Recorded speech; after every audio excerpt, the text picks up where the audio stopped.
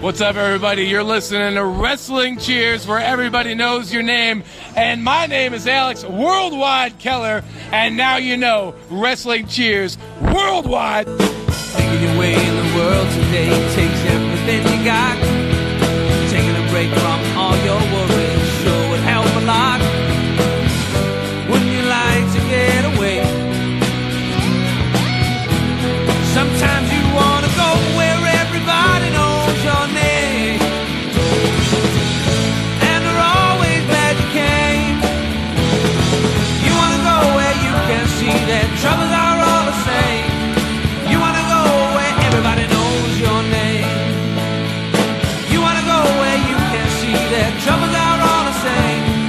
You want to go where everybody knows your name. And welcome back to Wrestling Cheers, where everybody knows your name, even if you are a moderator of sorts. Like I said, this is the one and only Wrestling Cheers, brought to you by the brand new Trending Topics Network and also NEO Sports Insiders. Please, while you're here, rate, review, and subscribe to us on whatever you're listening to us on, whether it be Apple Podcasts, Google Play, Stitcher, TuneIn, YouTube, Spotify, and Podbean, WrestlingCheers.podbean.com. If you want to get a hold of us, you want to follow us, we're on all the major social media that you have out there, such as Facebook, Twitter, and Instagram. Facebook.com/WrestlingCheers, Twitter.com/WrestlingCheers, and Instagram.com/WrestlingCheers. Email, if you so choose to desire, WrestlingCheers@gmail.com. And head on over to whatamaneuver.net and snag yourself a Wrestling Cheers t-shirt, hoodie, onesie, and even tank top.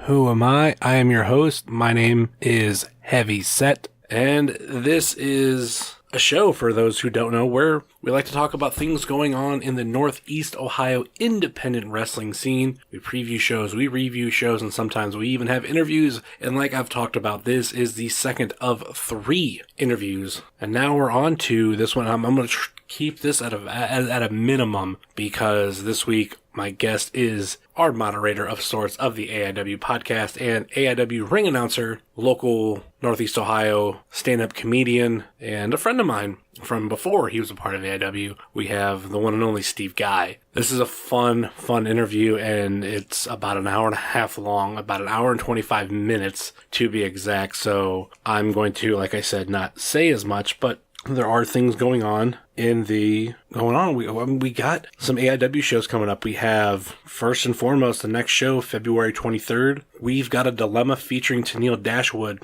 at Our Lady of Mount Carmel, 1355 West 70th Street, Cleveland, Ohio. Matches that have been announced are Tennille Dashwood versus Britt Baker, Filthy Tom Lawler versus Dominic Guarini, The Production versus No Consequences in a 10-man tag match. The AIW Absolute title will be on the line of Nick Gage versus Hot Sauce Tracy Williams. The Intense title will be up for grabs, Joey Janela versus DJ Z. The AIW Tag Team titles will be defended with the new champions, Twins, PB Smooth and Hornswoggle versus Dedication Personified, Brian Carson, and Dr. Daniel C. Rockingham.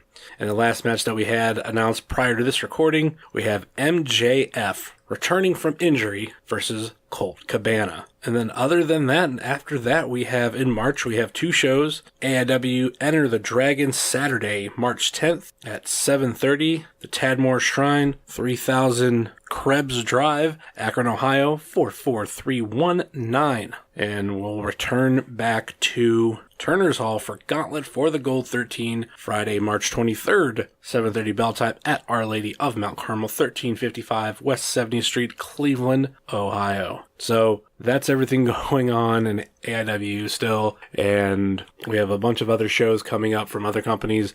You can find them in the show notes, such as OCW, PCW, and Mega Championship Wrestling. But that's pretty much it. Let's get into the close to hour and a half long interview with Steve Guy. This, like most of these, happened prior to this week and actually took place towards the beginning of January, roughly about a month ago, when Steve Guy came over to my new place and we had an interview. It was a little bit over a week after I think I moved in, and we had a good time for this conversation. So let's get on to that. What's going on, everybody? This is Joshua Bishop, and you're listening to Wrestling Cheers, where everybody knows your name. And we are back here on the podcast, and we are joined by none other than the first guest in the studio-ish. I'm not gonna say the studio apartment line, but none other than AIW ring announcer Steve Guy. How's it going, Steve? Great. Yeah, I don't know. This is a studio apartment. Very nice place, though. Thank you. I like the place, Justin Summers. Yeah, we just moved in about a week. Well, from this recording, this is going to get posted sometime in February because AIW keeps me very busy with these shows right now.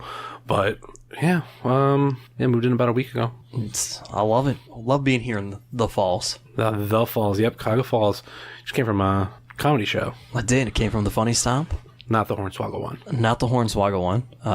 Was booked a regular feature act. 2 shows tonight. The very funny Matt Fulcheron. If anybody ever wants to look him up. I don't think I've heard him. He's out of LA. Funny dude. Okay. He's got his own podcast, The Full Charge. I don't know why I'm plugging him, but no, very funny dude. Nice dude. We did a couple shows. We did shows, we had Thursday night and 2 on Friday. Great time.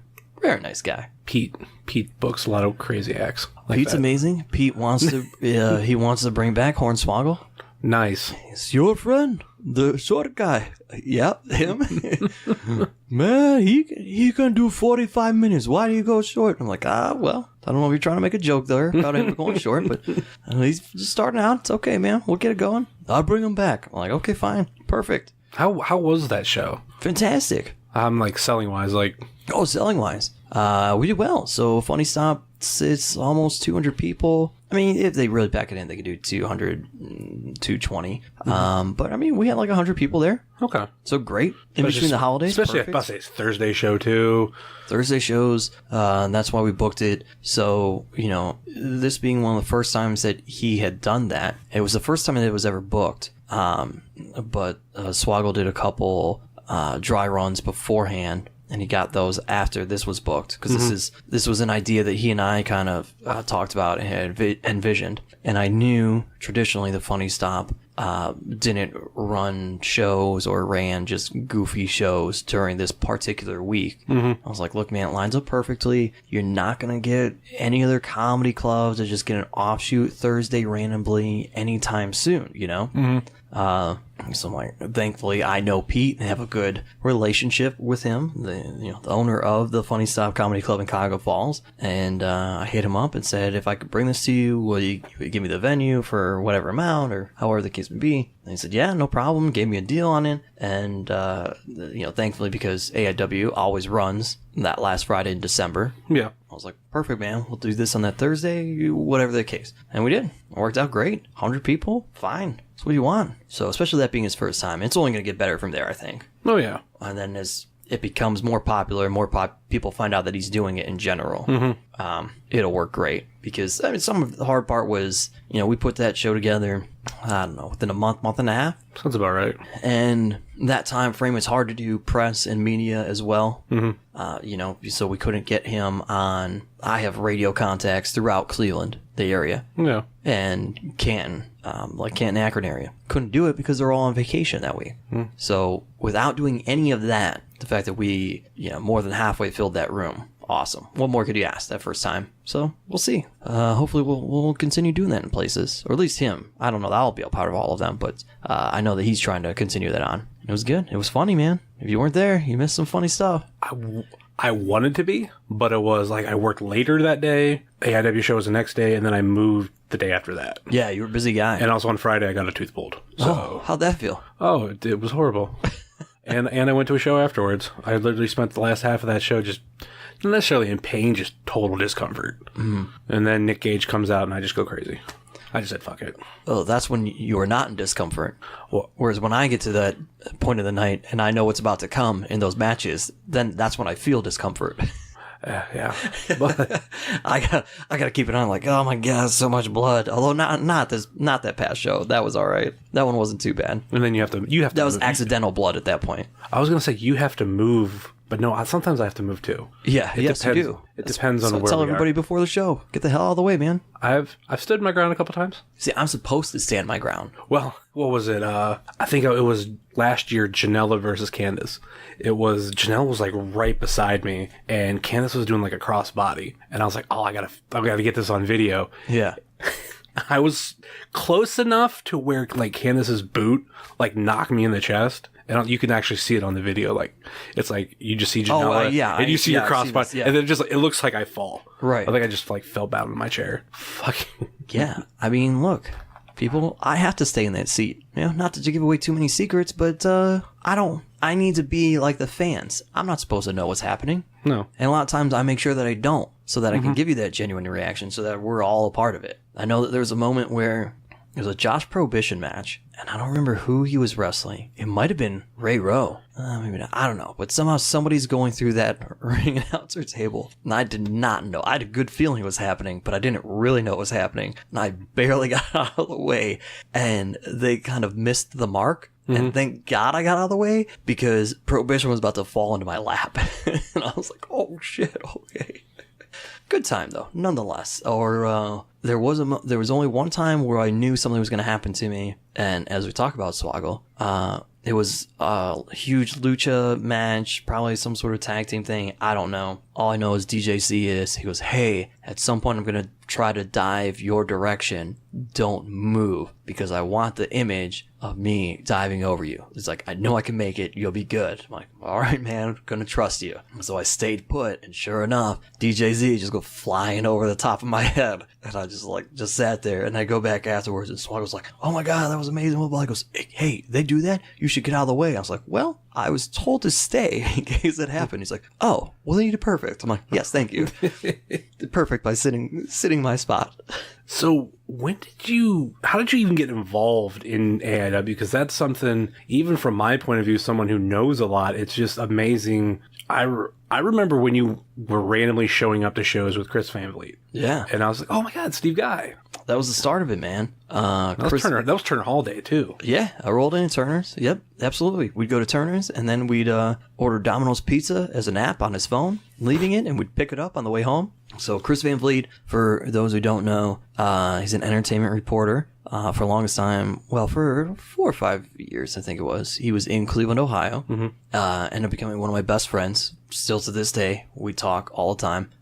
He now lives in Miami, Florida. And he was like, hey, there's an independent show that I do, because we became friends, knew we loved wrestling. He's like, I go to this show all the time. I'm like, yeah, dude, let's do it. Let's roll. And we went to multiple shows, but the one that stands out the most in terms of all of a sudden fans, at this time, I think Dave the Potato was not even a referee. He was just a fan, and it would be like him and Laporta, and they would like literally... He spent some time away from being a ref. Okay. Because he was a ref when I first started, but then there was this period where I know that he wasn't necessarily reffing. So at this point, he wasn't reffing. Okay, yeah. And I remember them coming up to me, and they'd be like, oh, hey, Chris Van Vliet. And like, hey, Chris Van Vliet's friend. Started to recognize me just as Chris Van Vliet's friend. I'm like, oh, great. And then the show that really stands out to me, I was there in attendance at J-Lit with Buff Bagwell. Okay. Just as a fan. And both nights or just one? Just one. We didn't go the first night because he had to work, because he always worked that night shift on Channel 19. So we went to the second day. But we did the Buff Bagwell deal, and that was fun. I got to see the Canadian Destroyer with Ethan Page, and that was sweet. And I remember at that time, like, he and I looked at each other, and I was like, and we had seen Ethan Page before that, but at that point we both agreed, we're like, dude, this Ethan Page guy, he's something. Like, this guy should already be bigger than what he is. So it's kind of funny to like watch him now, and like, man, like, thank God you're finally on TV. But from there I started doing a podcast thanks to a local comic named Chad Zumach. There was this podcast network, CLE Sound. They wanted to have a wrestling podcast. They had Glenn Moore, who had previously written for Cleveland.com, and they asked Chad, do you have any friends who are comics that also like wrestling? He goes, oh yeah, I got a friend who's a comic who loves wrestling. They tapped me. Glenn and I start going to AIW shows, thanks to his credentials, and I think Van Vliet vouched for me, and we're going to be able to do interviews. and boom, we're doing interviews for a year plus. We're just hanging out in the locker room. Oh, yeah. And I think Glenn got in there too because he knew EC3. So that was our first foray into the AIW locker room because EC3 was booked on a show. And he got us into that locker room. Was like, yeah, it's cool. These guys are okay. And he vouched for us. It was great. And then a year later, they needed a ring announcer randomly at a show because Pedro had retired. And MLJ was supposed to be was in a car accident. His car got totaled. He couldn't make it. The other wrestlers that were in his car got a rental car. They rolled through, and this is December 2015 at this point. Keep the change of Filthy Animal. Scott Hall is there, which is awesome. That was my bummer of a moment. It's because I probably would have been, maybe would have interviewed Scott Hall, but time's ticking, and at the time I lived 5 minutes away from the venue. I need a ring announcer, and I was like, hey man, if you guys need somebody, whatever. Obviously, you guys know I do stand up. I don't have a problem. I'll talk in front of people. I'm assuming I can read note cards. Like, yeah, no problem. That would be great. And then literally 30 minutes before the show starts, Thorne's like, dude, would you mind? I'm like, nah, I don't care. Drove back, put a suit on real quick, came right back within 15 minutes, and now I'm ring announcing. Went downstairs. Scott Hall, hey man, really wanted to meet you. My name's Steve Guy. Nice to meet you. Boom, right back upstairs. That was it. Yeah, I remember you, because I might have been talking to Glenn at the time. Like, you just come over and you're like, I'm going to go get my suit. Yeah. Because it was official. Like, you're yeah, like, we were like standing in that corner. Yeah. And you're like, I'm we were going. standing by the concession stand. Yeah. And I was like, yeah, I'm out. I think you had a bit of a rough start, but I don't know.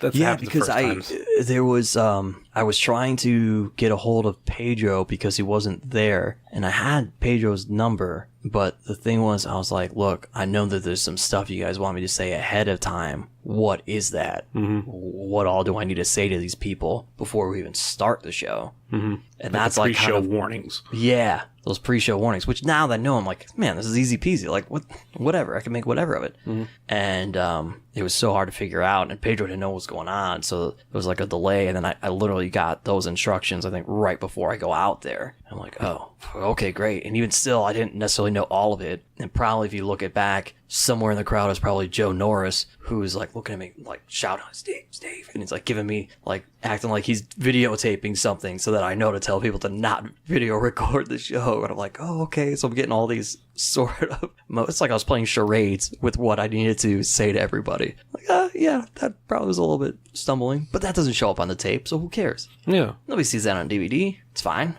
I kind of wonder if you got the recommendation from Zumach to do a podcast. Yeah. If our friend Chris Clem was still in this area, would he have done it instead? Would if because I don't know, sure. You think comedy and wrestling? Yeah, it hands down would have been Chris Clem, no doubt about it. That's nuts because I don't even think I knew that little bit of it. Yeah, or if I did, I just totally forgot. Yeah, Chris Clem was living in Chicago. Zumach knew. Yeah, immediately just threw it to me because he knew I was here. Yeah. Yep. Yeah. Had Chris Clem not moved to Chicago, I may not be the AIW ring announcer. That's nuts. Or the moderator of sorts. Or the moderator of sorts. That's another little thing that you like. And then from ring announcing, you now the moderator of sorts of the card is going to change. Yeah, and that's a thing that I didn't know was a thing. I was just saying it. Like, I never wanted to tab myself as the host because I've said it on like social media and everything before. Like, I was just happy and lucky to be a part of it. You know, I was just to borrow a Matt Hardy term, I was a vessel of sorts. But, you know, like the card is going to change wasn't, it's still not really my show. It's not. Does it need me? Probably not. Am I part of it? Yeah. But I won't call myself the host. Like, to me, that was Thorne and Biggins, and I was just there to, you know, I guess steer the ship. Moderate? You know? Yeah, to moderate, sort of, but not really. Because the thing is, like, I have my guidelines, and no matter what, they're going to go wherever they want to go. It's just my job to eventually somehow bring them back to where we need to be. Mm-hmm. And that's why I would say, like, yeah, okay, I'm a moderator, but I knew that what I said still didn't really matter. So that's why I was like, I'm a moderator of sorts. And I just kept saying that. And then at some point it was on Twitter or somebody even in the crowd caught on to it and would say stuff to me. I was like, oh yeah, I guess I do say that every show. Like, I never thought of it. It really wasn't supposed to be a thing. And now I'm like, all right, this is a thing now, which I think is the beauty of any line of entertainment, whether it's wrestling or it's stand-up or TV. Like, that stuff happens by accident, you know? Yeah. So, like, all right, fine. If I go down in AIW history as Yeah, the guy of sorts. Fine.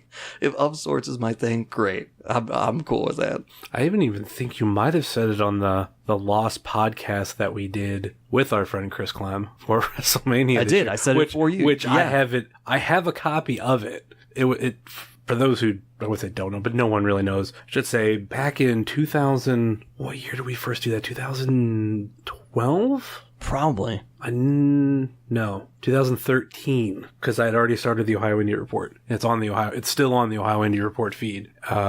Steve, myself, and our friend Chris Clown, we did a WrestleMania preview, and every year since then we've tried to do one from the Funny Stop on the stage. Oh yeah, from the Funny Stop. Yeah, and we were supposed to have it videotaped. Something happened to only so much got recorded. It was only because the memory cards weren't then what they are now. Like, the cameras are good. Yeah. But the memory cards were different, and they couldn't handle it, and they would stop like every 10 minutes or something. Mm-hmm. And we did like an hour or whatever it was. Over an hour. We got the first 10 minutes, and that was it. I'm like, oh, okay. Yeah, because I know we were going to do this whole thing. I think it might have been going on YouTube. Yeah. And then it was like, oh, well, this only got recorded, so we're going to... We got the audio. Yeah, we're going to put it out as a podcast. Yeah. But every year since then, we've tried one way or another. We check in, hey, can we do it? And it just never added up. And then this past year, it was like, we're all going. I mean, you guys go every year. Yeah. But the key was I was going. Right. So, like, let's do a preview show. And there was a little bit of miscommunication after we recorded it. I wanted Chris to do the intro again because he got someone... Which he didn't realize you wanted him to do. Yeah, I swear I said to him on the call, because I was like, do the intro like you did last time. And he's like, okay. And then, like, we were down in Florida. I'm like, why didn't you post that? He's like, wait a minute. What do you mean? Yeah. So I was like, I needed the intro. I didn't know I needed to do the intro. Yep. It's like, yep.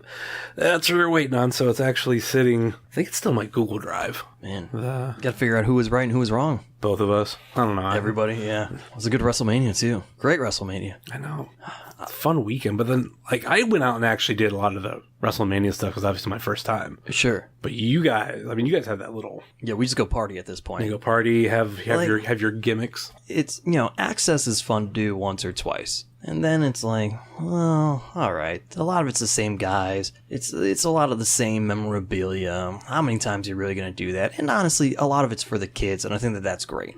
Yeah. As it probably should be. That's a huge part of the WWE audience, and that's fine. So we're like, all right, let's go down. And the beauty of doing these WrestleMania trips is that you're taken to a new city every year. Yeah. This is our 8th or 9th WrestleMania that we'll do this year, and we're just now going to the same city, which New Orleans is a city that we wanted to go back to anyway. Yeah. So, it worked out and it's great. So we turned it into a party. Now last year, because I was so much more a part of AIW and Biggins got sick, Thorne and I were at WrestleCon. So I missed an entire day, but then I look back on it anyway. I'm like, it's Orlando. I'm not going to the amusement parks. When am I really going to go out and sightsee anyhow? I was fine with it. And with who I was with, I was like, man, these guys aren't waking up until an hour before I'm done anyway. So that was fine. And it was good. But it's always a party. We dress up like a boy band. And I don't think that was ever more evident than it was this past year when we wore white denim jackets. Yeah. And being in Orlando, too, the modern day boy band birthplace. It's true. I should say modern, but still like 90s. But, insane. Our modern Backstreet era. Boys, I think, all born there. Yeah. Probably new kids. Who knows? I don't know if they were born there, but I mean, I know that, the groups were. Yeah. The groups were. Lou Pearlman or whatever. Yeah, I think Lou Pearlman, was the dude, though? He was definitely in sync. He was in sync and Backstreet Boys, I thought. I don't know. He might have been New Kids on the Block, too. Who knows? R.I.P., I think. Pretty sure he's dead at this point. I think he is, too. Yeah. Well, whatever. He could have found a KOQ, but it's fine, man. I was about to say, what's the name of the boy band? KOQ, man. What's that mean? I can't say. It's not a PG podcast. Kings of Quim is what it stands for. What's that? What is Quim? Yeah. Well, it's a slang term for genitalia of sorts. I was about to say, worst case scenario, just go Google it. Yeah, just Google it, everybody. Pretty sure it's a British slang term. Somehow found its way to us. It's fine. Look, the white denim jacket worked out. The beauty of these outfits that we wear, that we look ridiculous in, is when you can wear a portion of that outfit again. And thankfully, Worldwide planned Wrestle Rager this year, and I got to wear my white denim jacket again. Oh, yeah. I didn't realize that was the same one. That was it, man. That was the boy band outfit. And that jacket sparked his idea of wanting me to wear all white. I was like, all right, great. I'll do it, dude. Had to go find white denim jeans. Found them in a thrift store. Boom, ready to go. I was about to say, were they hard to find, but thrift store is the one that... Thrift store is where it happened. The Exchange, I think, in Lakewood. Perfect. Found it. They had holes in them. I was like, I don't know. Sent a picture to Worldwide. It's like, perfect. Get those. Okay, cool. Ready to go, dude. It was great. Already had the USA shades. That was also part of the boy band outfit. I'll say I have a pair of those too. Yeah, Target. Great buy. Target mine. See, mine were Target. Mine were Spencer's. Okay, fair enough. Spencer's got good stuff. Usually it's boob related, but it's fine. Yeah. Other novelty shit too. Yeah. But that coffee mug with boobs on it. Every Spencer gifts. Oh, let's say that 9 WrestleManias or 8 or 9.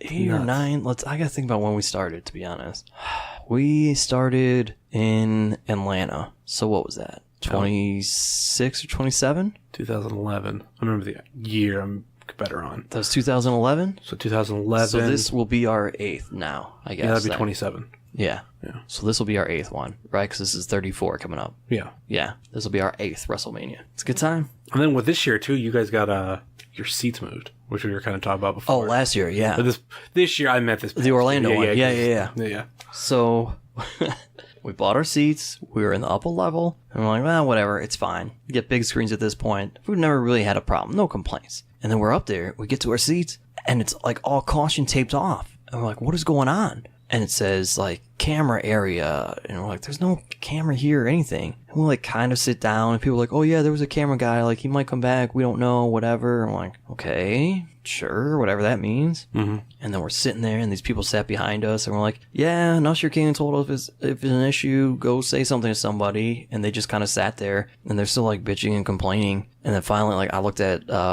Clem and one of our other buddies. I'm like, let's go say something right now, so that if there are awesome seats that they want to switch us to, we get those and not these people who are just there to complain anyway. Mm-hmm. So we went and we're like, hey, we're in these seats. Camera guys are maybe supposed to come back, and the camera guys did come back, and they're like, you should be good, but we're not sure, whatever. And we're like, all right, fine. So we say something to the ushers, and they're like, well, how many are there of you? And we're like, there's 6 of us. Well, we only have one grouping of 6 tickets still together, and like it would be really loud, like the pyro and stuff. Like, are you guys okay? It would be loud. And we're like, yeah, we're at WrestleMania, of course we're fine if it's loud. Mm-hmm. And they're like, okay, well, here you go. And they give us seats. There's all the ringside seats, which was probably like 10-15 rows, mm-hmm. and then it was the next section back, so we were staring dead at the ramp. And we were in the first row of that section. So we were technically like still on the floor. Mm-hmm. But that's where it was like a few rows of chairs, and then it started to go up. And that's where they moved us. And we're like, seriously? And like, well, yeah, we took your seats or whatever. We want to make sure that you're happy. You guys okay? I'm like, yeah, no, we're good. No, it's not a joke, right? Yeah. Okay, get the fuck out of here. Like, we can send a server by if you guys don't want to go up to anything and you want us to get your food. We're like, no, we're cool here. We're fine. Like, we'll go get it. No big deal. Like, we don't want to do anything that's going to get kicked out. Yeah. We're like, this is amazing. So, dude, best seats we've ever had. I mean, you're 10-15 rows from the Undertaker putting his hat down in the middle of the ring, mm-hmm. and guys are fighting in front of you as they're making their way through the crowd. And like, wow, this is legit. This is the coolest ever. You're right there. The Hardys returned for the first time in forever. God, that was the moment of the night for me. I think it was the moment of the night for everybody. I was flipping out, and like I knew it was probably going to happen. Like, I left my seat during the entrances because I had to piss really bad. Yeah. So I was like, okay, there's 3 tag teams. I think End Zone Cast might have been the first ones because I was like, all right, I want to see this entrance. Once they're done, I'm running up, I'm pissing. By the time I come down, the match should be started. So I think I'm just washing my hands, walking out, and the New Day's music hits. Yeah. And everybody's like freaking out. You figure the New Day are going to put themselves in the match. And then they start talking. That's what I was saying. And props to them because they start walking towards the ring after they're like, there's another tag team or whatever that we think should be a part of it. Yeah. And they kind of start walking towards the ring. Yeah. And you're like, yep, New Day's putting themselves in this match. As I was walking back, people were going, like, especially after they had started talking, and then like, oh, there's going to be another, because if you go back and watch, there's a bunch of like delete chants that start. Oh yeah, that was happening for sure. And then they're like, oh, it's going to be the Hardy Boys, it's going to be the Hardy Boys. It's gonna be the Hardy Boys. And I'm just thinking, it's freaking WrestleMania. The WWE doesn't do that. That'll happen tomorrow on Raw, yeah, or maybe even in a month. Like, no, it's not happening now. Yeah, unless it's The Rock, that's not happening right now. And it's like, I openly said that to people. I'm like, it's not gonna happen. And then that music hit. I stopped in my tracks. My jaw dropped. I couldn't fucking believe it. You get that little drum beat going. And that weekend, that was the third night in a row I'd seen them. I think that's what threw everybody off, because they were, what did they do? The Ring of Honor was Saturday night? Yeah, well. And they had a ladder match there? Friday night was WrestleCon Super Show. They did a match They did a match there, yeah. Pentagon Jr. and Phoenix. Yeah. That was the main event of the night. Great match. Right. Next night after that was Ring of Honor. Main event versus the Young Bucks. Ladder match. Ladder match, yeah. And it had hit around that weekend that they're going to WWE. Right. But you figured, okay, they're going to WWE. It's going to take time, blah, blah, blah. Yeah. 24 hours later, they're at freaking WrestleMania. In a ladder match, of course, of all things. Yeah, in a ladder match. That's what threw it off to me. I'm like, they just had a ladder match last night. They're not going to freaking go into a ladder match again tonight, especially on this level. Like, nothing against Ring of Honor, but ladder match at WrestleMania is more than a ladder match at Ring of Honor, Supercard.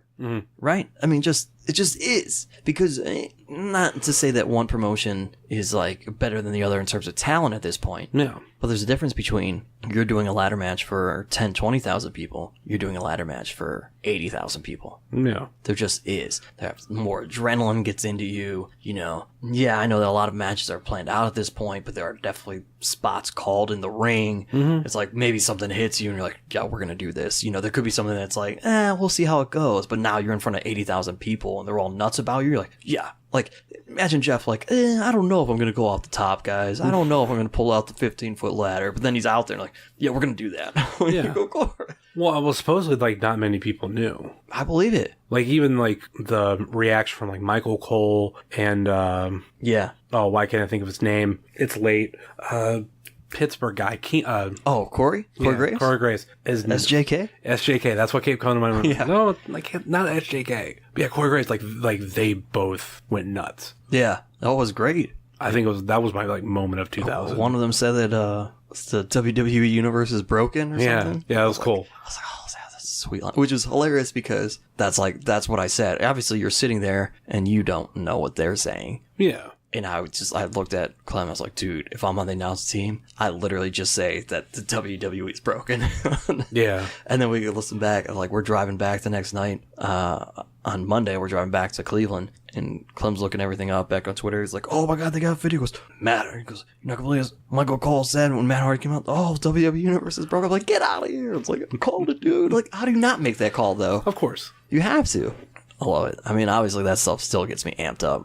It's fun. Even when you start to get a part of it and you kind of know some of the secrets, like, no, it's still fun. It's fun to be a fan. Oh, yeah. That's why I think, as a ring announcer, I look at the card. One of the things I never look at is who's going to win. All I care about is what's the order of the matches. And I want to be surprised by the outcomes as everybody else. Yeah. And oddly enough, I learned that from doing the podcast, interviewing Lillian Garcia. Okay. Because flat out asked her, and she was like, no, because if they're going to come towards me, she's like, I want to not know that. She's like, because I got to react naturally.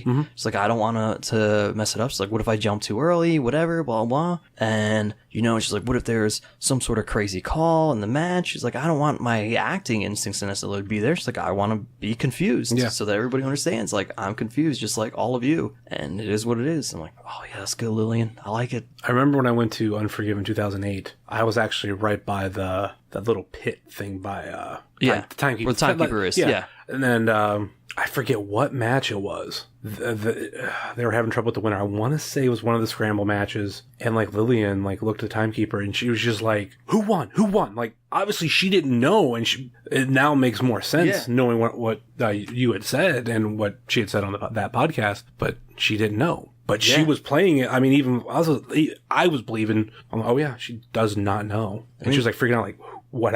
Who won? Who won? Who won? There are certain things that I have to know, which is fine. But I'm like, all right, I want to know as little as possible. Let me just roll in on this, and then if there is confusion, you let me know how long that confusion's got to keep up. Yeah, I don't like knowing certain stuff about shows. Yeah, sometimes. I don't think you should. As a fan, you should. Well, sometimes you stumble into the information. For example, there was a show early in AIW. I had a job interview on a Friday at like 3 o'clock in maybe around the Strongsville area. I can't remember. And I was like, well, I'm up close to Cleveland. I'm just going to drive to Turner's. I'm going to sit there, sit in the parking lot. Better than driving home and then coming back. And because I got there so early, like a lot of the ring crew wasn't there and all this stuff. Well, that was a pick your poison matches between John Thorne and Ricky Shane Page.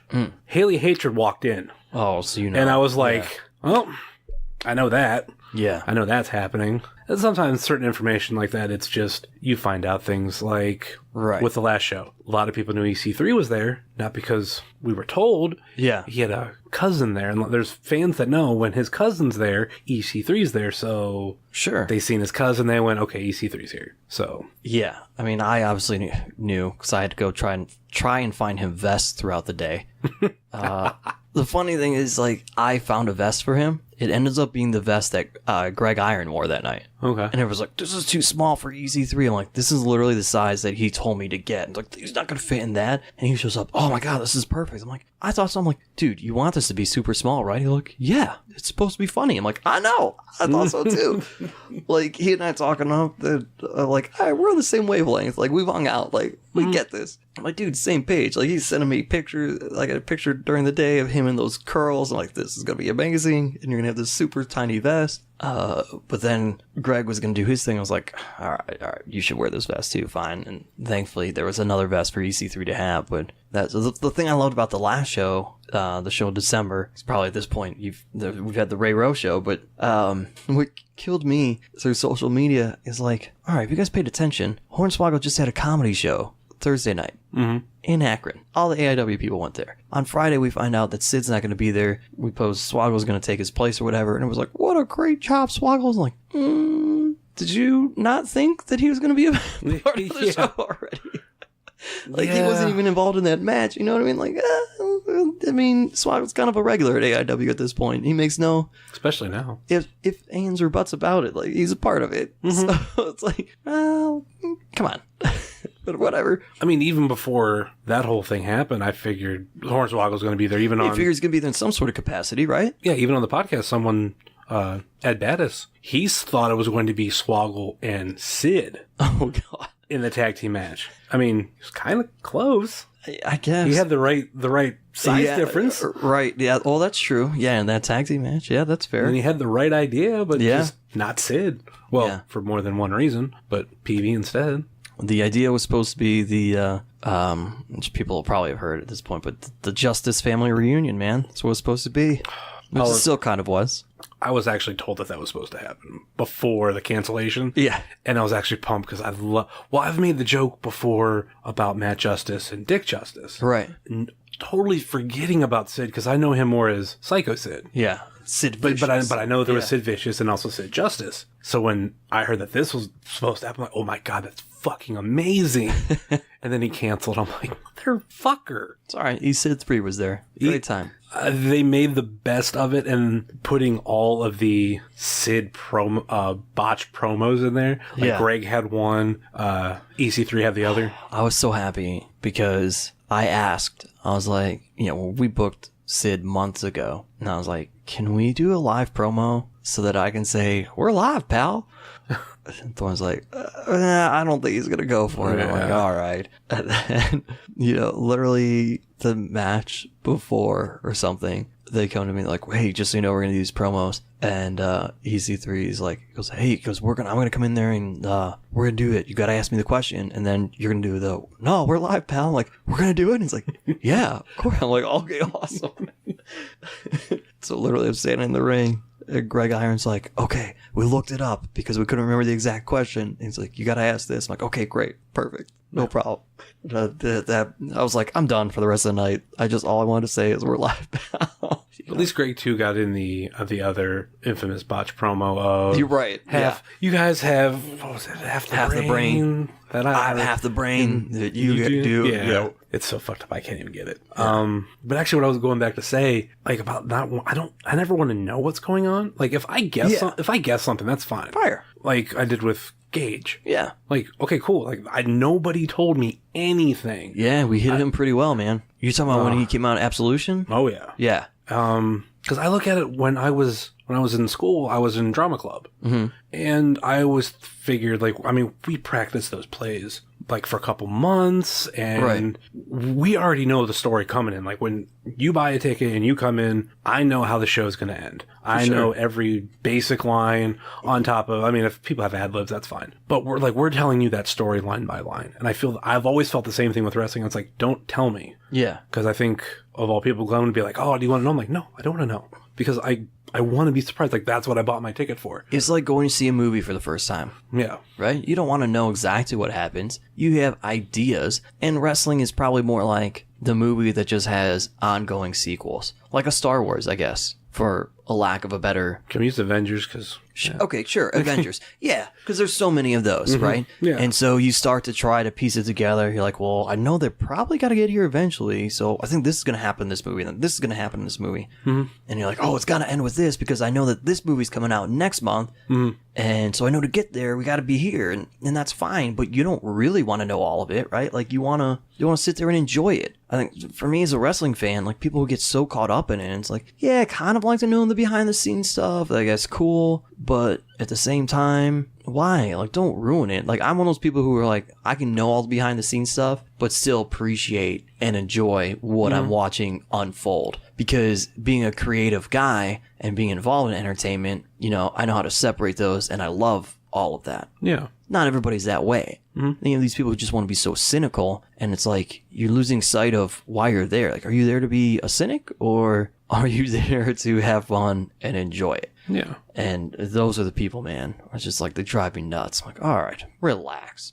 Like, you're not coming to a wrestling show because you want to be able to point out every single botch or this or that. Like, just chill. And oh, by the way, maybe that botch would have happened because you didn't realize, but 2 minutes into it, this guy actually got really hurt and is still finishing that match and trying to put on an amazing show for you. Mm-hmm. Having even be more behind the scenes now, I think it's become even more frustrating to me because people don't know that stuff. Mm-hmm. It's like, you think you know all of it, but there's no way that you could ever know all of it. Yeah. Like, just chill. Just sit in your seats and have fun. I think I look at it like, because if we're going to use the Avengers thing, I don't want Kevin Feige to come out tomorrow and be like, listen, I know you're looking for the Soul Stone, but here it is right here. Yeah. No, I like right, because that's right now in the Marvel Cinematic Universe, that's what's driving me nuts. I'm like, where the fuck is the Soul Stone? Right. Like, I think I know where it's at, and then I'm wrong, so I'm like, okay, on to my next guess, on to figuring that stuff out. But yeah, if he came up tomorrow and said it's here, I'm like, I don't want, like, I don't need to know that information. I mean, if I want to get spoiled on something, tell me. And this actually did happen. It was, hey, after Shayna's match, have your phone rolling. That's what I was told.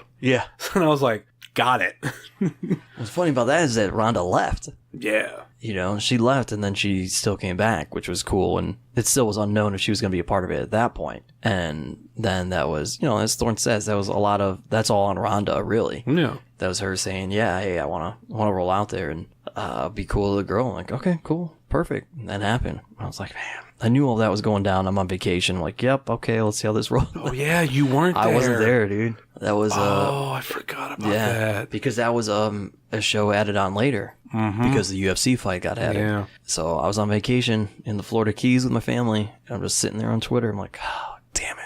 Whatever. This would have been awesome. That was the most surreal night of my life. Can you see Ronda and me Ronda there? Well, it was Ronda was there, which, I mean, I'm not a big UFC fan and all that. Yeah. But also... Ari, I don't remember his last name. That's all I remember him as. Huge reporter, whatever, he was there. Yeah, I know he was there, but I love that Noel and Frank the Clown were there. Mm-hmm. I know people don't like Frank the Clown, but like me and him hadn't not necessarily a run-in, but it's just we knew each other so many years back. We actually did a kind of a podcast together, and when I actually got my picture with him at WrestleMania, like he knew who I was. That's cool. He's like, "Are you Justin?" I'm like, "Yeah." Like that's why I want to get this picture with you and Noel, not just because you're Frank the Clown. And so it was cool that they were there. Tyson Kidd was there. I was going to get to that part because it was first. I speak with Shayna and Duke. Mm-hmm. And we're not the Duke, but Jessamine.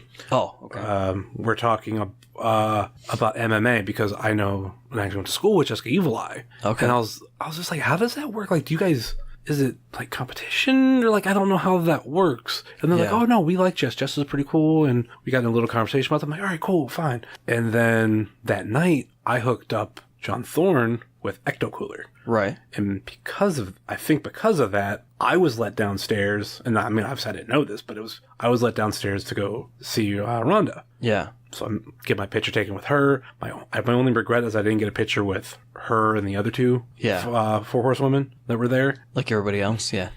No, I thought mostly everybody was just her. No, there were a lot of pictures. Well, all the wrestlers did all the four horsewomen. I wish. Yeah, they all were. Well, the three. Yeah, but they all pretend like they were the fourth, yeah. Oh, okay, yeah, that makes sense.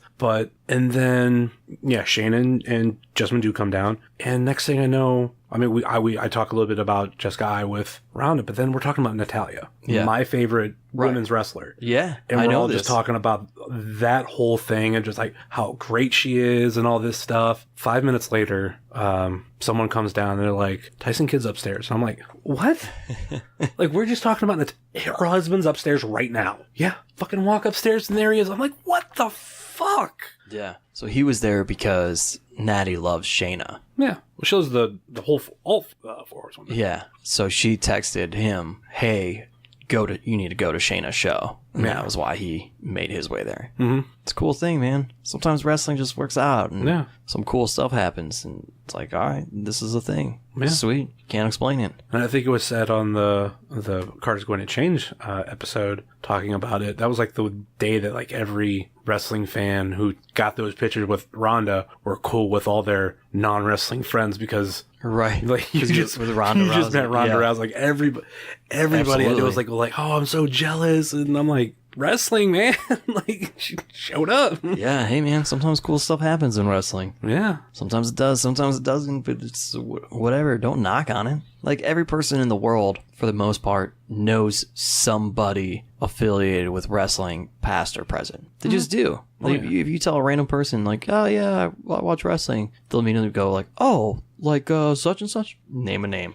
You know, at this point, they know The Rock, they know Stone Cold, they know John Cena, or they'll have known Hulk Hogan. They'll throw those names out there. Like, yep. Terry H.H. Terry H.H., brother. I had to retire that, man. No more Terry H.H. I'm sorry. Can't do it. It's fun. It's great. I can't do Terry H.H. right now because your lovely lady is sleeping and it would be too loud for this podcast. Maybe he'll make a return one other day.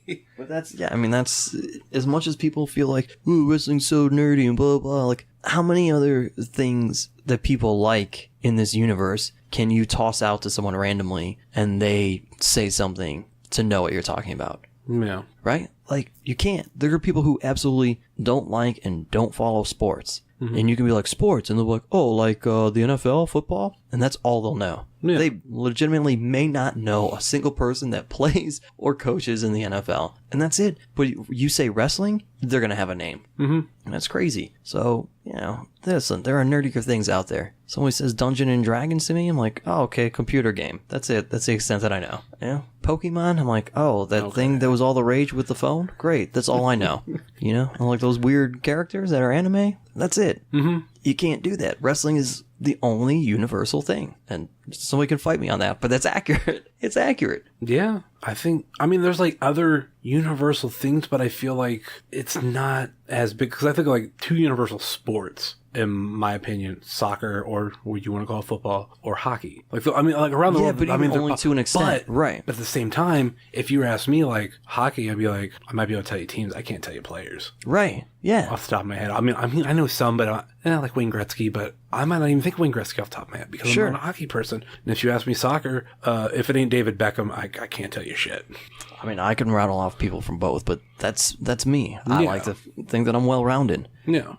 Not everybody is. Wrestling, man, these guys are on Saturday Night Live, they're on talk shows, or they're going across the seas and they're doing who knows what and on different shows and things there, plus people are fans of them there. Mm-hmm. Yeah, wrestling's everywhere. Even if you're in India and you're like, oh, we know the Bollywood boys. Of course you do. Well, yeah, but guess what? They're wrestling. Well, every generation has had their big stars, even ones that you didn't mention. Andre the Giant. Oh, for sure. Like, Princess Brides. I was going to say, Princess Bride is a huge movie. Yeah. So many people know Andre the Giant because of that. But that's another example where it's like, who's this massive guy? Oh, Andre the Giant, he's a wrestler. Oh, he's a wrestler? So now if somebody says wrestling, maybe he's the only one I know, but guess what? They know somebody. Yeah. And then there's Piper, Lou Albano. You think ones that just... Oh, yeah. Captain Lou was in Cyndi Lauper's music video. Exactly. There's like every generation has had those wrestlers that have transcended just wrestling. For sure. Jesse Ventura. I was about to say him too. Predator and being a governor. I was about to say more. I think governor more than anything, but then again, I wasn't really young. Or I don't know how old I was. Predator. What year was Predator out? Man, probably like 87, 88 maybe. I was like 1 or 2. Yeah. It's like that didn't mean as much to me. But when he ran for governor, I was much older. I'm like, oh, I know who that is. Right. Yeah. I mean, look, Hogan, before he was probably known very well in WWF, he was Thunder Lips in the Rocky movie. I mean, and even everything he's done since then. Right. You know, some people might know him from Suburban Commando. I don't know. That was a sweet movie. I'm thinking of all the other, like, random. I'm thinking the Three Ninjas movie. Oh, the Mountain one. That was like the third one, I think. High Noon at Mega Mountain, I think. Yeah. People stopped watching Three Ninjas at that point. I only remember Three Ninjas Kickback, and then after that, they just kept coming out with... Yeah, they got weird. I think it was like almost like straight to video sequels. Yeah, it got like the Home Alones. Home Alone 2, Lost in New York, and then they just kept going. I have to rewatch 3. As a kid, I liked 3, but I was like 1 and 2 are way better. But Macaulay Culkin's not in 3, is he? No. Yeah, that's what I'm saying. But I'm saying as a kid, I liked 1 and 2. 3, I felt it wasn't that bad. But then again, when you're a kid, at least you kind of watch some shit movies. Teenage Mutant Ninja Turtles 3. This just one of the top ones off the top of my head. Oh, come on. The when they go back in history. Oh, dude, that's the worst one. Sweet. It was all great. As an adult, I hate that. Samurais, and it's a great movie. Great flick. No Shredder. That's fine. It's whatever. They defeated Shredder twice. How many times they got to beat him? Listen, they did like... Kevin Nash died in Secret of the Ooze, okay? Did Again, wrestling. Yeah, I don't know. Well, but then again, at that time, none other people knew that was Kevin Nash. Right. I remember it was Kevin Nash only because they said it in WWF magazine. Yeah, and I was like, "Oh, cool!" That I remember watching the credits, and like seeing his name, like, "See, Kevin Nash! Oh my god!" You're right. Yeah, people didn't know at the time. Yeah, because you can't tell that's him. No, there's no way. Oh, then again, if that movie were to happen today, his quad would just go out. So, come on, he wouldn't be doing that movie today. It's too old. One story I want to get into with you. We're going back to WrestleMania. Okay. And I know the story, but listeners don't. I'm sad because not everybody knows who Chris Clem is. Good friend of ours. Right. Fantastic fan. He's come to a couple AIW shows. Yeah. Oh, for sure. Usually I get him there. And if you were the select few that went to the comedy show after Battle of the... first Battle or second Battle of the Sexes? What was that? Oh, yeah, is that Wrestling Geek Fest? Yeah, Wrestling Geek Fest, that's what it was called. He did perform, but he's a funny wrestling fan to me. Listen, I pride myself on, I'm like, Chris Clem, and this is going to sound terrible to people, I was like, dude, if you ever get terminally ill, keep in mind that I've already made all of your Make-A-Wishes come true. Like, you sat in on a podcast that I was a co-host of, and you interviewed Booker T, which is, like, his favorite wrestler of all time. Like, you did that. I got that happen. You know, I made that happen for you. Met Scott Hall. Scott Hall. Man, who was the other big one that he loved? And I introduced him to? I don't remember. I remember him rushing to the Razor Ramon show. Scott Hall show. He did. Yep. And, that was the last minute decision. He's like, fine, I'm coming. Yeah. He was pumped about Booker T. Oh, I'm so happy. I'm like, yeah, I know, man. It's great. But go ahead. WrestleMania 31. WrestleMania 31. So 30's in New Orleans. 31 is that New York? No, you're going backwards. 29 was in New York. 29's New York. 30's New Orleans. It was an outdoor WrestleMania. 31. Is that California? Yes. What happened? Oh. I love this story. I love this story. And there's a video out there to prove it. There's your version of the video, then my version that I put a soundtrack behind. So Chris Clem, despite the fact that he is a 30-something adult, at this point maybe not 30 yet, I said he loves Booker T, so he was always mostly a WCW guy, which meant that one of his favorite wrestlers of all time, aside from Booker T, is The Stinger. Loves The Sting, hands down. Huge fan. I mean, that guy would die for Sting. Finds out Sting's gonna be, and I mean, doesn't care how old he is. Thinks that they need to strap up The Stinger immediately, you know? Like, that was Chris Clem. Just do it, whatever. He needs to be a WWF champion. Well, it's not the WWF, it's WWE. But you know what I mean. Like, but it doesn't matter at this point because it's like all combined. And like, oh, he needs to be it. Man, we roll into there. If they make Sting lose Triple H, I'm going to be so mad. Hold on. There's the other half of that of, okay, he loves Sting. He loves WCW. Loves Sting. Loves WCW. Hates Triple H. Let's say the number one wrestler he hates. No, not the number one. It's not. Triple H is number 2 behind The Undertaker. Okay. Hates The Undertaker. Does he really hate Undertaker more than Triple H? Hates Undertaker more, but respects The Undertaker somehow. But I feel like Undertaker doesn't quote, and I'm using this in quotations, bury other, because it seems like... Hates The Undertaker as a character and a wrestler more. But Triple H is the one who always... Feels like he hates Triple H as a person. Which always beats his favorite wrestler. Yes, absolutely. Also hates Triple H going back to promo in which Triple H essentially uses racial slurs to refer to Booker T and then take the title away from Booker T. That was the big turning point at which he really hated Triple H. So Sting has this match against which might as well be the arch nemesis of Chris Clem, which is Triple H. And he's like, oh, this match, I'm going to be so mad about it. It's going back and forth. All these guys start coming out randomly. He's so super happy. This is going great. The NWO's out there. DX is out there. Chris Clem's going crazy. Everybody would want to see us here. Great. Man, Triple H scores the win. 1, 2, 3. Clean. Nah, not really clean. But, I mean, you know what I mean? Like, clean 1, 2, 3. Like, nothing really happens at that point. Triple H wins, and Chris Clem just sits there. Elbows on his knees, his hands like over each other in fists, and just his face there, dude, ready to bawl his eyes out, and dead silence. So angry, so sad that he just went to WrestleMania. Sting is finally at WrestleMania, and he loses. Not only does Sting lose at WrestleMania, but loses to Triple H of all people. Yes. Furthering the hatred of Chris Clem. It's so bad, the next match starts, and Chris Clem is still sitting in that manner, just staring at the ring blankly. Like, I don't even know that he knows another match is happening at this point. And then he finds like, I gotta go. I gotta go walk around. I'm like, what? Okay. 10 minutes go by, still no Chris Clem. I'm like, well, I gotta pee. I'll check on him. I go up to like the main, like the concourse where we are or whatever, and I go up, and he's just pacing back and forth. Just walking back and forth. I'm like, oh man, you okay?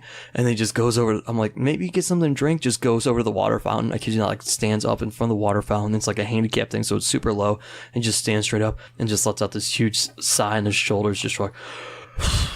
Then drinks water. And I'm like, oh my god, like, are you gonna be okay, dude? I didn't know what to do. I'm like, do I hug him? Do I put him on suicide watch? I don't know. And then, like I was saying, you put on your Instagram a video of his reaction. It's exactly how you described it, of him just sitting there, and you could tell there's like a video package or something. There's music playing. Oh yeah, there's stuff going on. And he has no idea. Just sitting there. Mm-hmm. And then my edit is Dido's chorus from Stan. Yeah. because it worked. It just fits. Like, you got to remind him of things. Like we went out the night before in California as our group, and the one thing that we do well is we make friends at these bars randomly because they love the fact that we're dressed up together. And we made friends at this one bar. She's the bartender. Dude, she's feeding us free drinks all night in San Fran or Santa Clara or wherever we were. I think we were downtown Santa Clara at that point. Or San Jose, maybe. Yeah. But, so we're there, we're hanging out, we're drinking for largely free. So, like, that's an amazing night, amazing time. I think collectively we spent $40 that night for 4 dudes. Mm-hmm. Awesome. And then, so there's that. And then the rest of WrestleMania is pretty solid and good. Ronda Rousey shows up and, like, all this stuff happening. Like, Clem, this was an amazing weekend. Sting lost to Triple H. Really, dude? Like, come on. Do not see the process of all this. See, like, the only thing I could say about, like, Triple H when he had to win to get that moment with Ronda, because how they booked it, like, look, I'm top of the world, then out comes Rock. Sure. And then there's Ronda. Like, I don't know if that would have worked if I just lost to Sting. Yeah, I mean, it could have, because The Rock could have just made fun of him again. Yeah. But, it's just, he's that dude. Look, Chris Clem could have been elected president of the United States that night, and Sting could have lost to Triple H, and he would have considered the entire weekend a total loss. Like, really, dude? That would have been the case. Like, Chris Clem could have been on Who Wants to Win a Millionaire and actually won the $1 million as opposed to $100,000, which is what kicked off the whole WrestleMania trip thing. And Sting lose to Triple H, and he still would have been unhappy. It's like, dude, you just won $1 million. Sting lost to Triple H. Really? Oh, come on. Like that's him. I'm like, all right, man, that's fine. I kind of adore you as one of my best friends for that reason. Like, no talking, man. I thought I was gonna have to talk him off the ledge. I was like, maybe these high seats were a bad idea. Should have got the floor seats for this one, guys. I'm wondering, does he own that DVD or Blu-ray? I don't know. There's a good chance not, but he owns most of the WrestleManias, if not all of them, so he may have skipped that one. Horrible, but that's one of my fondest memories. It's good. It's a good one in terms of wrestling fans. There's a lot of or non-wrestling related things that happen on these trips that are great, but in terms of wrestling related, oh yeah, that's a good one. That's good. And he was happy that Undertaker's streak ended. Because, again, not an Undertaker fan. I was actually happy that it ended. But it was not being a fan thing. I've never been infatuated with Undertaker. Like, as a kid, I liked him, but I had other ones. I was more Bret Hart. I was more Shawn Michaels. Yeah, I was a really little kid. I was terrified of him when he first debuted. Yeah, I can see that. Freaked me out, man. Especially because I was a Hulk Hogan fan. And an Ultimate Warrior fan. Ooh. This dude's putting Ultimate Warrior in a casket. And before the internet is even really happening, you're finding out rumors that the real Ultimate Warrior died in that casket because they couldn't get him out. I never heard that one. You never heard that? Oh man, that was one of the reasons because he came back and he had like the super bleach blonde hair and everything. One of the rumors was that was a new Ultimate Warrior because when they locked him in the casket, they really couldn't get him out in time, and he suffocated and he died. I always heard he committed suicide. No, I mean, obviously before everything was debunked, but right, before yeah, that kind of stuff could be easily found on the internet. It was that rumor that he committed suicide or something. Which one of the things was he was gone, dead. They tried to do that whole deal. Like they did a casket match at not necessarily forget where that was. If that was like on a SummerSlam or something or Superstars or whatever. But I think it was maybe even that they redid the match like at a live show and he locked the Warrior in there and he ended up dying. Yeah. We're like, oh god, Ultimate Warrior's dead. Crazy, man. I do think The Undertaker was one of my first wrestling figures I ever bought. Between him, Brett, and Razor. I can't remember which was first. Oh, it was before that, man. I had those tall rubber figures. I had the Hasbros. I love the Hasbros. I had they're probably like a foot tall. Yeah, the LJ maybe more. Mm-hmm. Yeah, the rubber dudes. Yep. Had all those. Man, I remember I had that Mean Gene Okerlund. I was just because he had that weird expression. Yeah, his hand with like the microphone that was out, like his one hand broke off because it was just like out there randomly. Yeah, and so that wore out and broke off. Yeah, had them all. Hogan, Jimmy Hart, Macho Man, King Kong Bundy. We had a Junkyard Dog, who was one of my favorites growing up. I had that one too. Had him. Dusty. I think I had Hasbro Dusty. I'm trying to think who else. I mean, whoever they made. We had like 20 of those, I think. Yeah. And the ring. The ring was huge. Oh, I was just It was probably like a legit like maybe almost 2 feet by 2 feet. Might be like 18 inches by 18 inches. I think there was like a recall on those too. It was massive. It was awesome. And the ropes were like cloth ropes. You can actually take them off with the turnbuckles. Yeah. So that was sweet. And it was the old white canvas was actually the plastic mat before they would switch over to the blue. So it was white and had like dark blue apron on the outside. Yeah. Like, oh yeah, this is sweet. Oh, I had a Miss Elizabeth. That one I don't remember. Yeah. That might have been a harder one to find now because I don't know if I've ever seen that one. My older brother may have it still. Mm-hmm. We probably don't have. So Miss Elizabeth had a detachable skirt because she was wearing like a unitard underneath. Yeah. I don't ever remember her wrestling, so it was always weird to me that her skirt could come off. Yeah. And I was like, when does she ever take her clothes off? Like even as a kid, I was like, oh, okay, whatever. But yeah, that was the thing, man. It's great. Loved it. And then I got into the plastic ones, the Hasbros or whatever. Love the Hasbros. I think I ended up having 2 rings, and what was it? I think the first I bought them bit by bit. Like I said, it was like Undertaker, Bret Hart, Razor Ramon. I can't remember what other ones I had early on, but then I had like a friend of the family who had a box full of the figures and one of the rings. The blue case? Blue case. There was like a blue case that you can get and to like put all the figures in. No. I had that. I still have that at my mom's. It was just a box with a ring in it, but I remember in the box was like Jimmy Snuka, Ultimate Warrior. Oh, Hogan was one of the first ones I bought too, the one with the punches. Yeah. Dusty might have been in there. I know there's a bunch more. I have to some of them I have to see, and if I just see like a Hasbro line, I'm like, I know I had that one, I know I had that one, I know I had that one. I recently bought the Mountie. Oh boy. So the funny thing is, I was getting those and I had the ring and I started collecting those, but then at some point I turned, and it's because my mom has a cousin in Illinois and he would go to WCW shows in Moline, Illinois. WWF would not tour there, but WCW did because the arena was small enough that they could fill it. Yeah. And eventually when Nitro would come along, they would do that too. And so when I'd go visit that family, he turned me on to WCW, and I'd start watching it with him, and I become a WCW fan. So then I switch over, start buying all these WCW action figures. And like I fell in love with Sting, and this is before he was like the Crow Sting, you know, he's the old Stinger. And was this Hogan era or pre-Hogan? Pre-Hogan, WCW even. What were their figures like? Because I remember... They were just like hard plastic. They didn't move. Okay. They were just like little mini statuettes. You know. Maybe I have seen those. Dude, I have a Ron Simmons somewhere. Oh, shit. And he's basically like wearing sweatpants. That was his gear at that time. I can't remember his tag team partner. Butch Reed. I have Ron Simmons and Butch Reed. Because they were my favorite tag team there. I have a Ric Flair. I probably have a WWF Ric Flair and a WCW Ric Flair. But, you know. Did they make a WWF Ric Flair? I think so. I should say of back then. I mean, they have them now. Yeah, they may not Because have. he wasn't there long. Because it was like right on the... Yeah, he was there like 92 and 93. I'm trying to remember when I got those, but I mean, it may not. I think that's close to the tail end. I mean, yeah. Close to the tail end of Hasbro before they went to Jax, which I hated. Dude, it was great. I mean, Stinger, yeah. Steiner Brothers I had. I'm trying to think who else was there at that point. Do you remember WCW's? Well, I think I called their version of LJN, but it was the same thing of big rubbery figures, and that was the Hogan era, because I had the Hogan one. No, I didn't get those. There was Hogan, Harlem Heat. At that point, it's kind of like done collecting the figures. Like I wasn't playing with them anymore. Okay. You know, like I was that kid. Like, dude, my wrestling action figures got torn up. Used them all the time.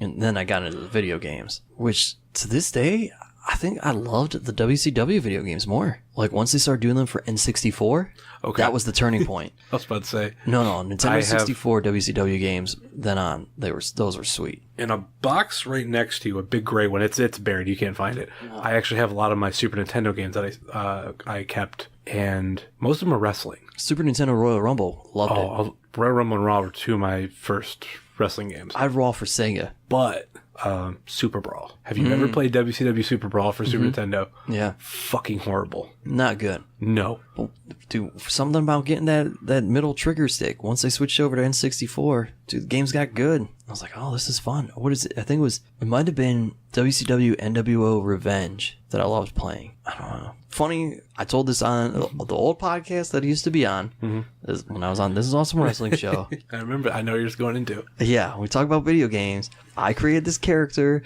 based off of like how I thought this is how I would be as a wrestler. And this is what I would wear. And one of my best friends at the time, his name was Kyle, and we played these wrestling games together. And we were like, well, we need a last name for our same dudes. And we were like, well, what about Style? Because that sounds cool. And it's like Steve and Kyle. So we came up with Styles. I was like, sweet. And my two stepbrothers, their names are Alex and Jeff. I was like, well, my guy's going to be AJ Styles. I fucking made AJ Styles on a video game. And 3 years later, my younger brother calls me. He's like, hey, you ever watch this TNA thing? I'm like, I've watched it a couple times. Why? He goes, turn it on right now.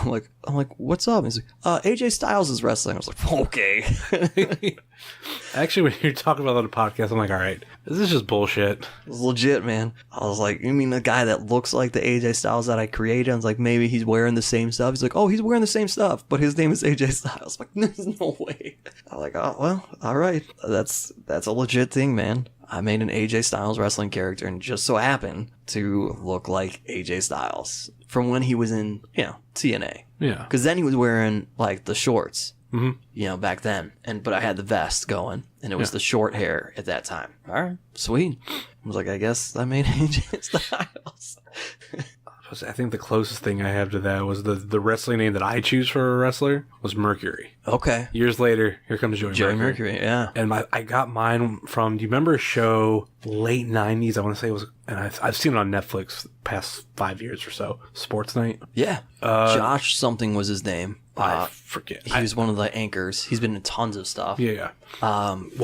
black guy that was on it just recently died. Yeah. He was the guy that was Benson. Everybody knows him from. He was a butler. Yeah. Well, I was watching that as a kid. I think it was like maybe something was on before, and my dad was continuing to watch it. Like, I don't remember watching that show a lot. But then again, I don't think it lasted very long either. It didn't. Maybe a year. I loved that show, though. But one of the people behind the scenes in the production truck or whatever, they said that they knew every god of every Olympic sport, and he was tested. And they were like, Mercury, god of blah, blah, blah, wrestling, blah, blah, blah. And I'm like, oh, I like that. And that's how that was born for me. But then I actually thought it was cool because I always named my wrestlers years after that as Mercury. Yeah. So when Joey Mercury became a wrestler, I'm like, oh, maybe I'll be able to have my wrestler announced as Mercury. No, that feature. That wasn't, it wasn't introduced into that feature. Like, really? You have a guy named Joey Mercury. Right. Mercury is programmed somewhere. Can I just get that for my wrestler? Yeah. But no.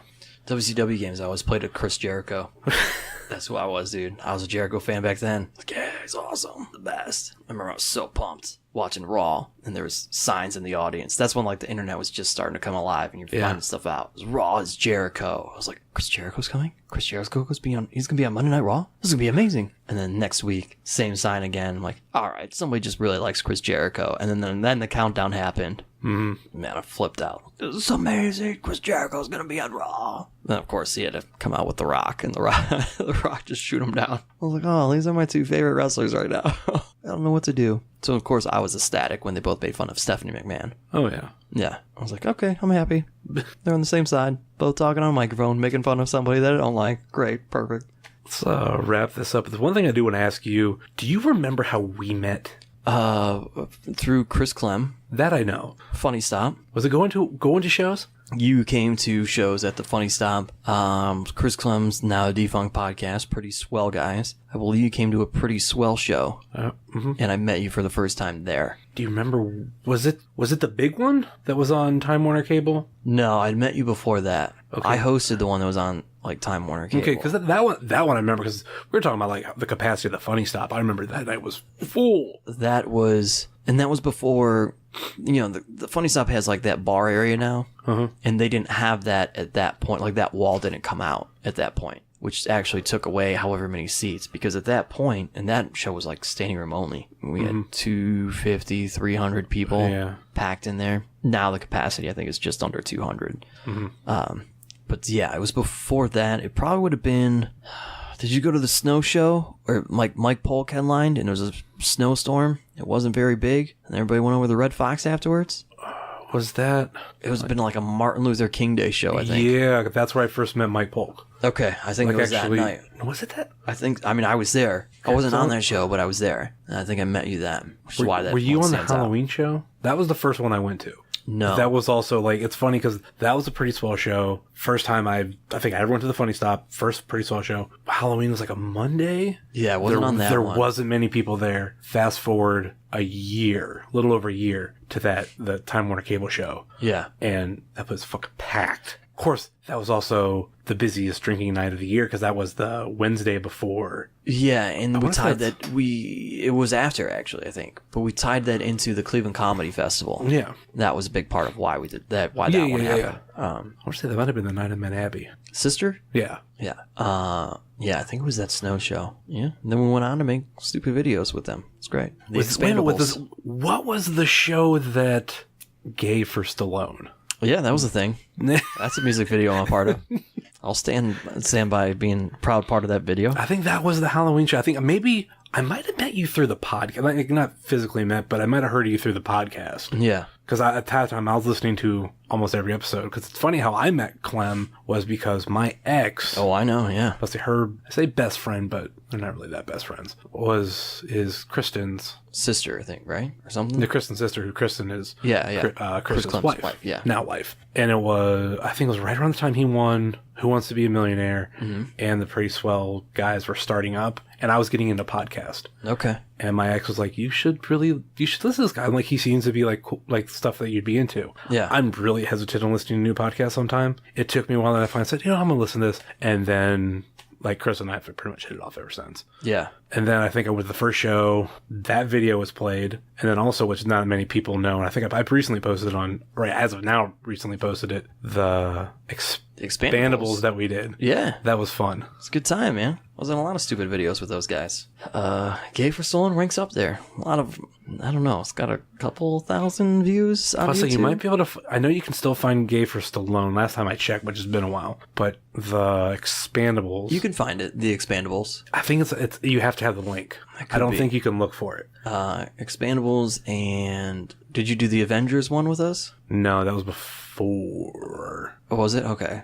No, before me and Chris started being really cool. All right. I know I didn't. Did I go to that show? You probably went to it, just weren't in the video. No. Yeah, I went to it. Yeah. The Avengers was a good time. All that was a good time. Yeah, I felt real surprised that I remember getting a text from Kurt or Chris saying like, "Hey, do you want to be in a video?" And I'm like, "Me? I'm not even a fucking comedian." Yeah. And You just needed somebody. I ran that into my friend's face, who's a local comedian, and then I found out like, oh, it's because I'm fat.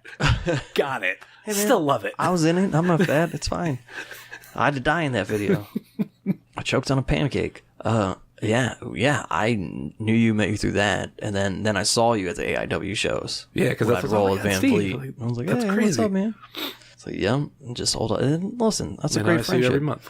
Yeah, I've met some cool people with Chris Van Vliet, so it works out. Got to interview Alberto Del Rio, meet him, and knew he was leaving WWE at that point. Couldn't really say much to anybody about it. Yeah. First time I ever met Ziggler was with him. Everybody, it's a good time.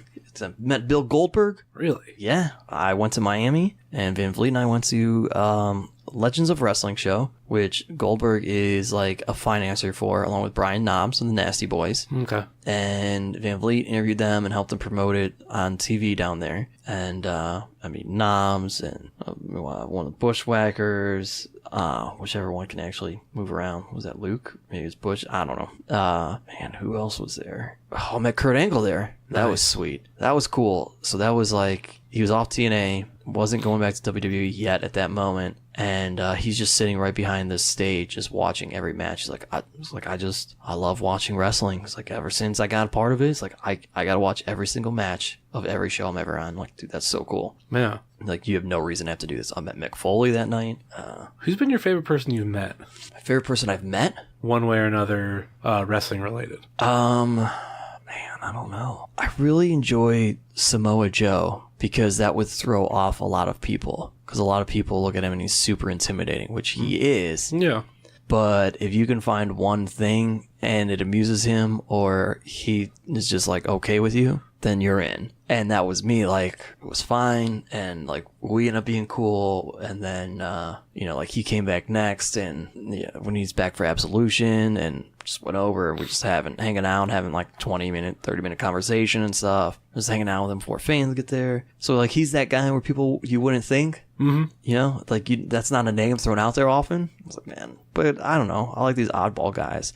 You can't throw me on. I'm going to say him just because he's on WWE right now. I can't begin to list the other people because I feel like feelings will get hurt. If I don't say Eddie Kingston and Hornswoggle right now and they hear this, they're going to be so mad. Like, I should say, is there anybody from your childhood or something that meant the most to you? That meant the most? Like, for me, like, I've always said, I met Brett and Sean. Yeah. Hands down, like, the best. So, that Scott Hall day, I met him briefly. In my mind, I was like, I just want to tell Scott Hall this one story, and that's it.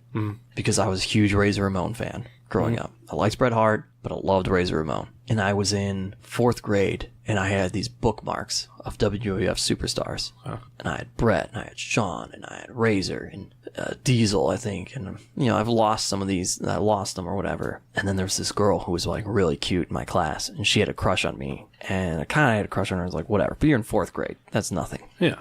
And I got 2 bookmarks left. And it's like, oh, my gosh. She's like, I love WWF. Could I have one of your bookmarks? And I'm like looking at them. I'm like, oh no, I have Brett and I have Razor. And she goes, well, can I just have one of those? I'm like, well, which one do you want? She's like, I don't care. If those are the only 2 left, you can pick. And I was like, okay. And I just hand her Bret Hart. Immediately.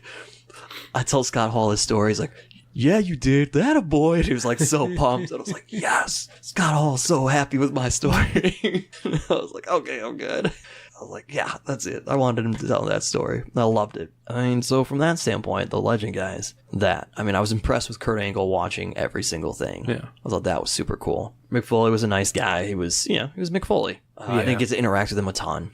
Kurt Angle, like, he was sitting there and, he wanted you to talk wrestling with him. Mm-hmm. So that was cool.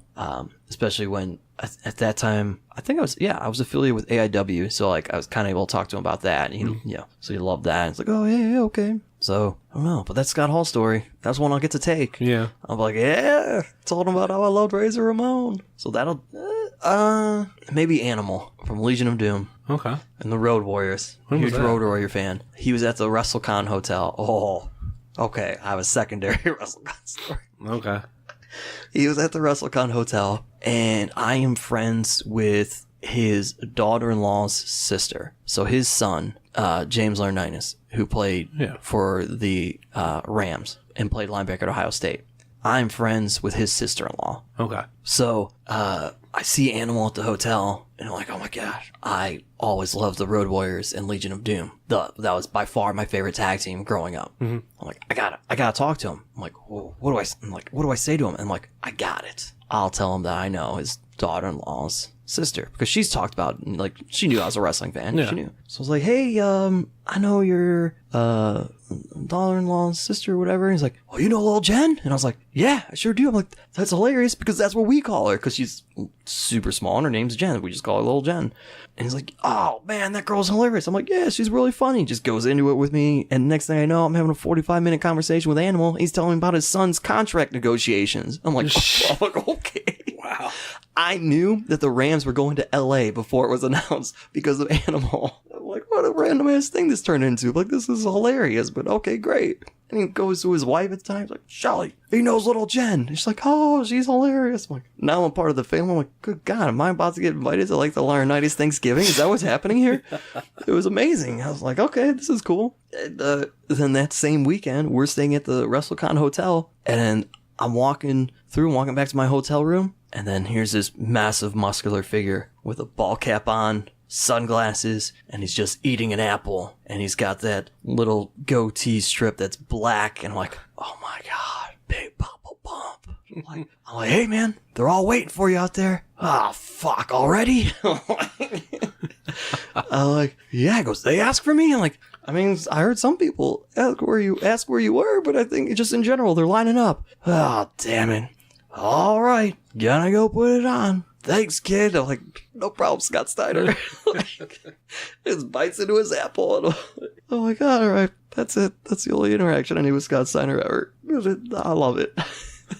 Like, I don't know that there are many more. Like, is there a more Scott Steiner interaction than that? Probably not. Maybe if he would have told you to get his bags. Yeah, that probably would have been good. Yeah, go grab my merch. Okay, no problem, Papa Bump. And then asking you if you want to work out with him. Yeah. Dude, I would have totally have worked out with Scott Steiner. He was a big reason why I switched over to WCW too, because my mom's cousin loved Scott Steiner. Thought it was hilarious. Like, all right. Yeah, man. Those are my people. Non-AIW booked people. Yeah, because that's different. Yeah. Yeah, you meet people in that situation, it's fine. Totally different. Yeah, Eddie, Donst. So I know. Yeah. You get along with them. Oh, yeah. They were the beer pong champions of the world, man. My boy Tim Donst. J-Fest 2018 coming up. All right. Any final thoughts or last minute plugs as we wrap this shit up? No, I don't really know where this is airing, so follow me on Twitter, The Steve Guy. Mm-hmm. Instagram, The Guy Steve, so you can find out where and when I'm doing comedy. I have a book. I'll plug it. Memoirs of a Wingman. Totally not wrestling related. It's fine. It's comedy. It's a rom-com book. Before I forget, there's actually... I'm not going to out anybody, but there are fans that actually don't think you're a wingman. What do you mean? Like, I've actually heard, I'm not going to listen to his podcast because why am I going to get dating advice from Steve Guy? What does that mean, though? Like, I don't know, in a good way? Like, they think I get all the chicks? Or... in a bad way, they think I can't talk to females. I think they think it's bullshit. That I can't talk to girls? Yeah. Oh. Which I mentioned your podcast. That's another because thing. I'm a wrestling fan? I don't know. Which is funny, because then, like, not to be a jerk, but look, man, I go to the wrestling shows. I see you all in the front row. Not a lot of girls sitting there with you guys. maybe don't doubt me.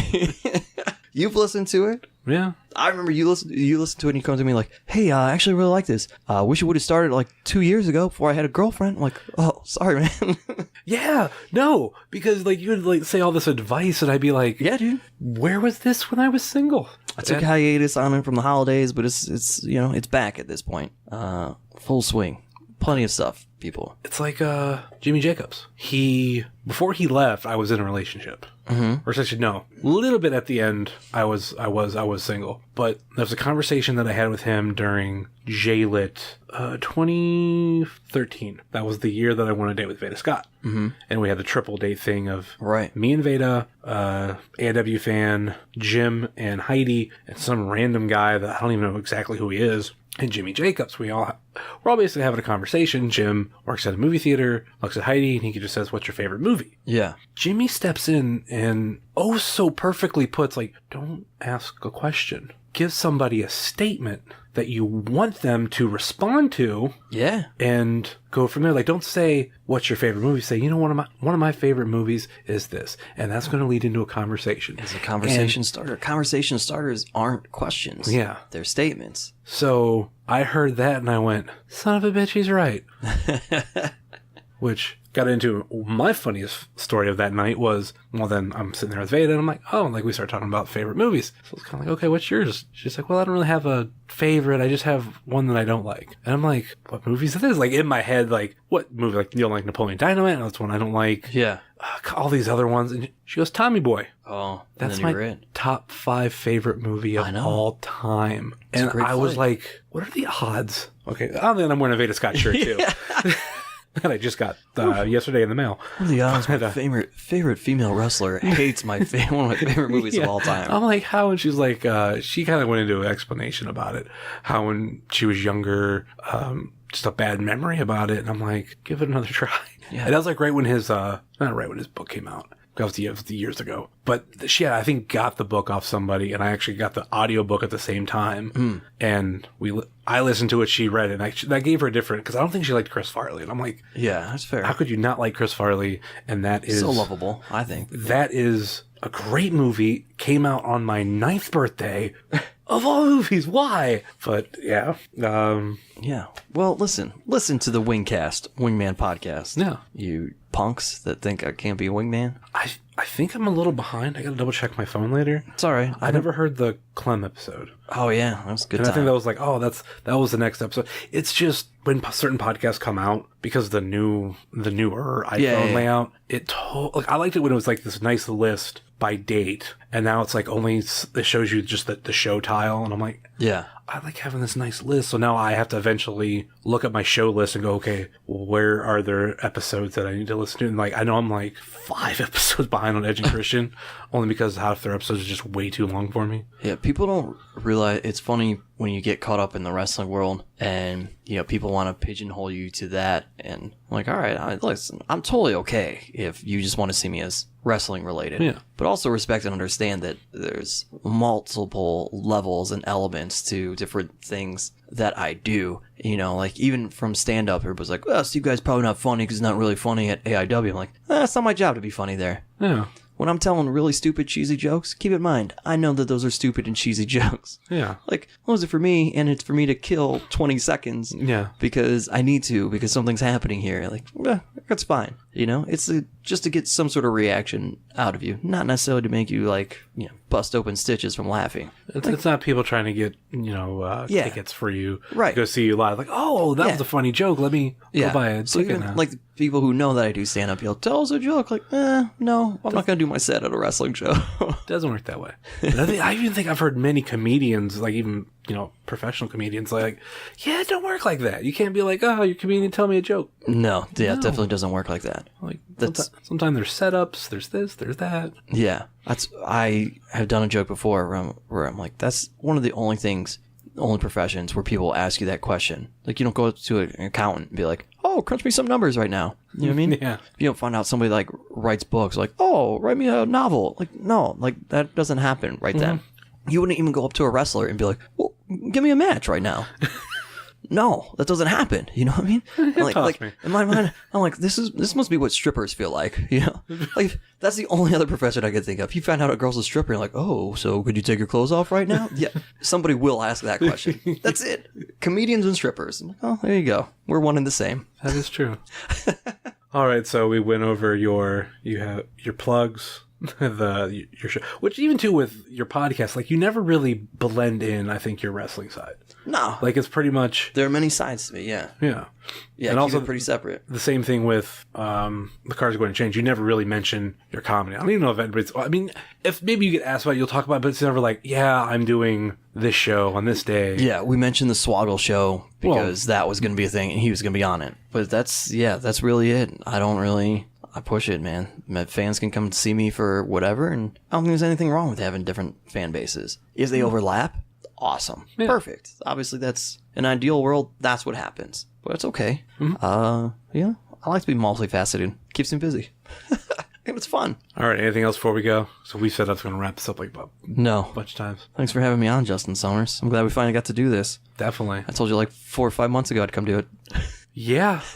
I just can't get shows after, no, I can't record before AW shows because you're too busy. And It's a busy day, yeah. yeah, it's just so. They don't let you bring podcast equipment into those secret booking meetings, so No, so yeah. which is fine. All right. Crazy Horse won't allow it. All right. Thanks, Steve. Thank you. Me, Space Monkey! You listen! Wrestling! Cheers! All right, there you have it, my very long and extended conversation with Steve Guy. And, yeah, let's just wrap up the show there. Please rate, review, and subscribe to Wrestling Cheers on Apple Podcasts, Google Play, Stitcher, TuneIn, YouTube, Spotify, and Podbean, WrestlingCheers.podbean.com. You can get hold of us on Facebook, Twitter, and Instagram, Facebook.com/WrestlingCheers, Twitter.com/WrestlingCheers, and Instagram.com/WrestlingCheers. Email, if you so choose to desire, WrestlingCheers@gmail.com. And we got merch over at whatamaneuver.net. Please head on over there and help support the show. Check out all our friends on the Trending Topics Network, such as All Beer Inside, What's on Fight, Eurovision Showcase, Legends on Siren Radio, Old School at the Movies, Trending Topics Network at the Movies, View from the Fourth Row, and Chill, the 450 podcast, and much more. Check out all our friends that we have, such as Macho Men Radio, Chris Clem's Cavscast, that you heard our friend mention on this show, Wingcast, a Wingman podcast with our guest, Steve Guy, Let the Hate Flow Through You with Jeremy Shear and El Jordano Diablo, who will be on next week, Pod Van Dam, The Road Home from Wrestling,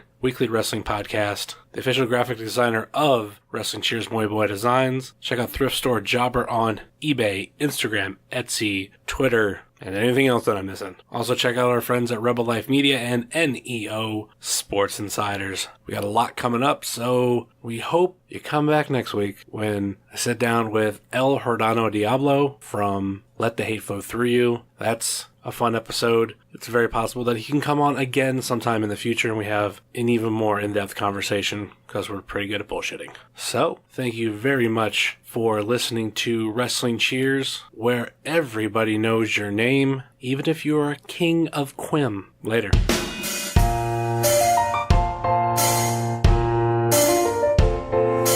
Making your way in the world today takes everything you got. Taking a break from all your worries sure would help a lot.